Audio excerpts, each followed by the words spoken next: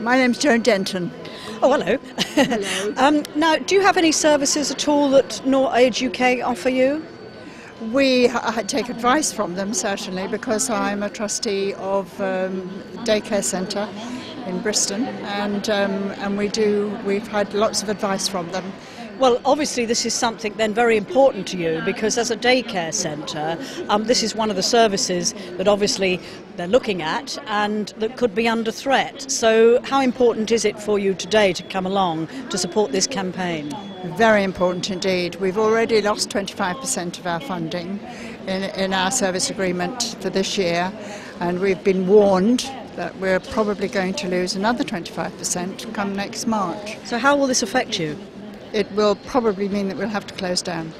And that means that people that come there, of course, are going to have nowhere to go. Absolutely right. Nowhere at all. There is a care centre probably about 15 miles away from us, which would mean that the social services would have to arrange for them to be transported if they have need of daycare. Yes. Indeed. So obviously for you, getting everyone on board this is so important. It is indeed very important, yes. Lovely. Well, thank you very much. You're very welcome. Hello, could I have your name? I'm Rachel. I work for Age UK Norwich. Oh, right, okay. Well, in that case, what do you do for Age UK? I'm an admin assistant to the Welfare Rights Department. So we're here today, obviously, we don't know what's going to happen. We've got till February, hopefully. Well, we will be finding out in February. What sort of things do you think will affect people if there are these huge cuts? If there's any cuts in services, that's going to affect people. And anything in particular, any areas in particular? I think all the areas are quite important.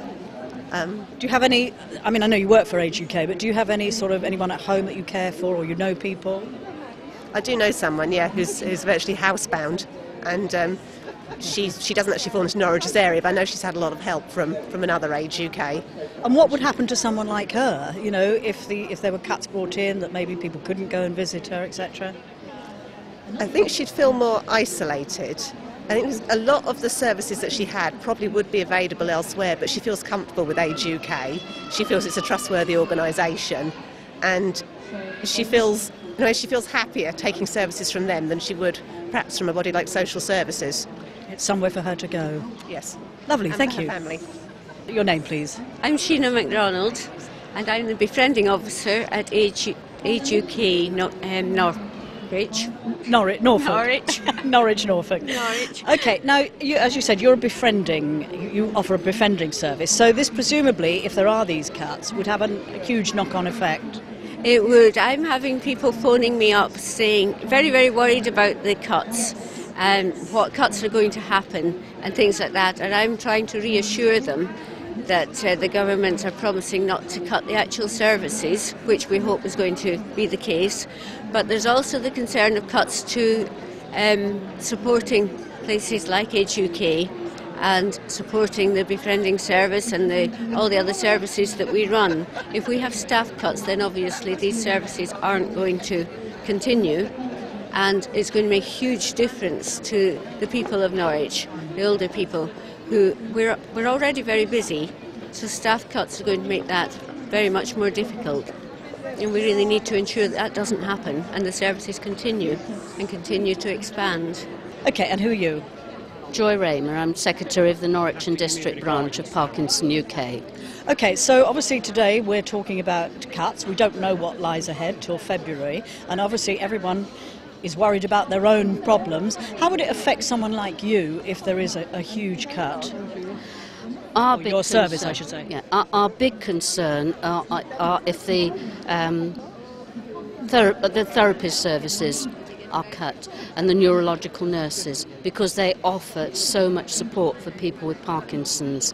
If somebody with Parkinson's has problems with their medication, they can go along, they can contact the neurological nurses and they will help, because the GPs haven't got the breadth of knowledge to be able to cope with those problems.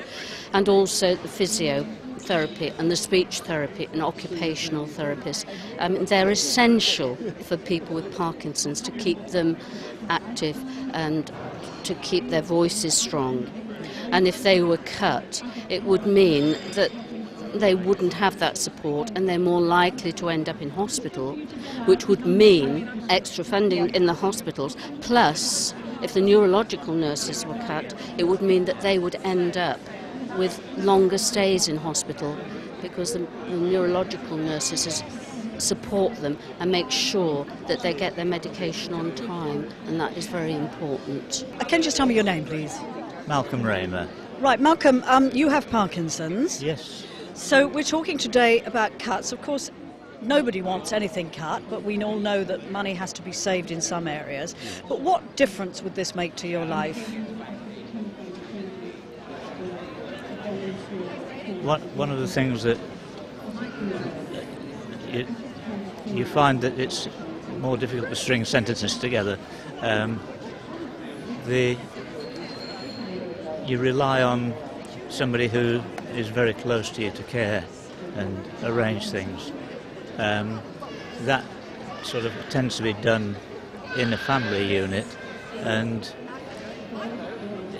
I'm not quite sure yet where it's going to lead in terms of having some sort of corporate body providing a service. I tend to be sort of a look after yourself sort of person, and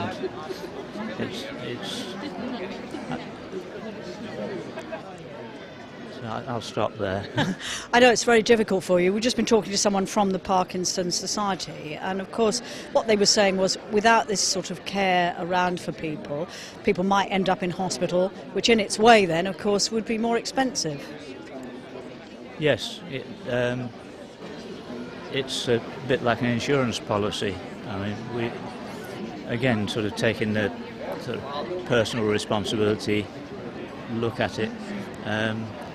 We took insurance, medical insurance, a lot of years ago, and still roll that through. We don't call on it very much, because there are better ways of dealing with it. Yes, it's amazing how badly one gets. Which you don't, and nobody really knows what's ahead. You know, no one can guarantee. No. I mean, you can feel that the thing is gradually falling apart, but it's quite nice to develop a relationship with the medical people on the pills that help to maintain a bit of a join between the head and the body. And of course someone who understands what you're going through. Yes.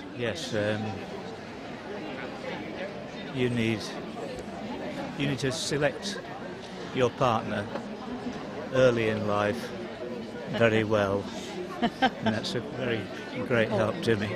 Lovely. Thank you very much. Hello, can I just have your name, please? Val, so why have you come along here today? I always support Age Concern. I mean, I go to their little meetings, you know, and they have these projects on for older people, and you learn a lot, and you can pass on that information to other people, and that's what I like about it. So what sort of things, have you used any of their services at all? In a way I have, because people come to me, I'm in sheltered housing, and they do come to me at times and ask questions, because I'm also a representative on the sheltered housing forum, you know, and they ask for information, so I just send them. I said, go to Age Concern, they will help.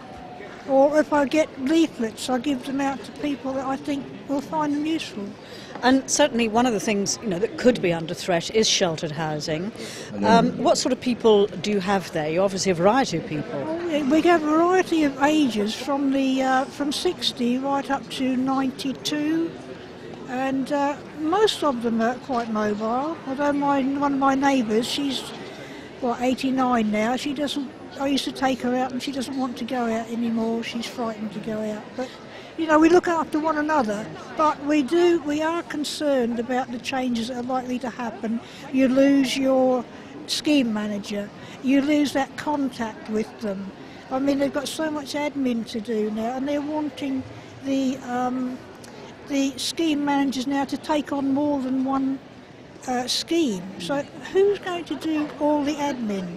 But just visit the people who really need a visit. So the rest of us, we might as well be in good neighbour schemes. We do like that contact. Thank you. Time. Okay. And what's your name? My name is Tony Cern. And you're tucking into a piece of cake there. I am indeed. It looks delicious. It does look very nice. Just leave me some, won't you? Now, we're talking about cuts. Of course, we don't know what cuts they're going to be. But what sort of things are you concerned about? Well, I'm chairman of Bristol Care Centre, recently elected, having been a trustee for a little while. We've already suffered somewhere in the region of 50% cuts by the withdrawal of funding for Category 3 and Category 4 clients. We've also had a 25% reduction already in our funding grant, and quite honestly any further cuts is putting the care centre in grave jeopardy. By jeopardy, what do you mean? Closure, indeed. And how many people use it? We have somewhere in the region of 30 clients. We provide a minibus service to pick them up and take them to the care centre. And we also provide on the care centre site several of the people who don't come into the centre, we provide them with meals. As a sort of meals on wheels, or meals on legs, as it, yes, yes. Yes. And so to take that away would be a very, very serious step for us to take, but we can't continue without funding. What about some criticism? I've heard this obviously from younger people, that they're saying, well, you know, why should we give this to older people? They've had their time. You know, it should go to younger people. Money, that is. Well, there's only so much you can spread a cake around. The piece I've got at the moment is rather small, but it's going a long way. Yeah. Yes, funding needs to be provided for a whole range of people, but the older you get, the more vulnerable. I mean, I'm no spring chicken myself, and the wrong side... Well, you look all right, well, till you've eaten that cake. The wrong side of 65, and the years are going ever quicker. Fortunately, I enjoy reasonably good health, but unfortunately a lot of the older people don't enjoy such good health, and we really do owe it to them to provide for them.